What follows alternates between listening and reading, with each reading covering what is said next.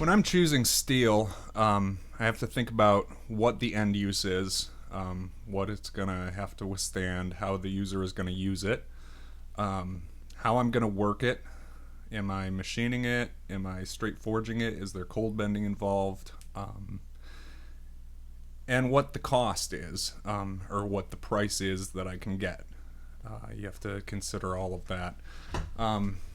So, say a hot working tool, if I'm making a handled hammer I punch, I could use 4140 or I could use H13. H13 is probably going to be, well, it's going to withstand the heat a lot better, but if it's handled, I've got to punch that H13, I've got to form it, and that's, if you've worked with H13, that's no fun, and the cost is going to go way up beyond where I can get a buyer or make a profit. So it's going to be 4140 for something like that. If it's a tong held punch, well, I can machine that, and I can forge that, and then the tongs are going to be 1018. So I can have a price that people are willing to pay, and I can have a profit margin. So you got to think about those things. Types of stock come into play when you're thinking about how you're going to work it. If I'm machining something, I like drill rod. So for my handheld punches, I use W1 because I can get drill rod, which is ground and polished, plus minus a thousandth. They give you a range, so I can put it right in a collet. I don't have to indicate anything in, which makes things faster for the machining side of it. Some of the punches I make are not machined, but they're ground. Some are forged. Some are machined and forged. So drill rod covers all those bases. And for end use, people are going to be quenching them in water to cool them out.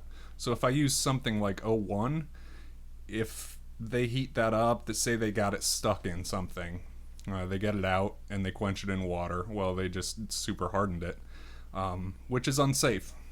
So I've got to think about that too. W1 covers all those bases for me. H13, if I bought drill rod, I don't even want to think about that price. So I buy 3/4 inch stock cold rolled H13, which is 20 to 40 thousandths over 3/4. So I took an old collet, I heated it up, and I bored it out to fit that raw stock. Then I can cut it down to the stock I want from there and put it in a 3/4 collet for the final machining. It just makes it a lot easier. Google is your friend when you're trying to figure out how to deal with an alloy. You can find a data sheet on any alloy. It'll have the chemical makeup, it'll have the properties, it'll have normal uses, and it'll have all the numbers, temperature-wise, of how to heat treat it, what you're going to quench it in. So you can look at it. Say you want to work some A2. Well, look at the data sheet. It's fantastic stuff if you've got the capabilities to heat treat it. I'm not going to mess with it. I don't have a kiln. And for something like that, I'd probably send it out for vacuum heat treat. It'll just be a lot safer and a lot better. H13, I can heat treat in a forge. I can quench it in forced air, and I can get consistent results. It's probably not as good as sending it out, or if I had a kiln, I'd probably get more consistent or better results. But for me, I can heat treat that in the forge. I can quench it in forced air in front of a big grain blower, and I can punch 80 to 100 hammers with one of those, which that's fine for the cost and time I put into it. That's perfect. If you're heat treating out of a forge, there again, Google is your friend.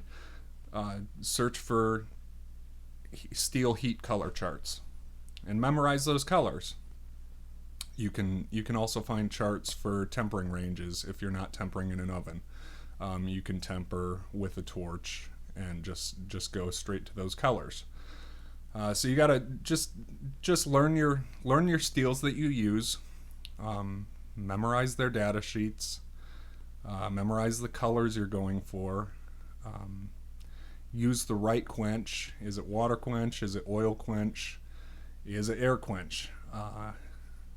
And then you've just gotta experiment with it.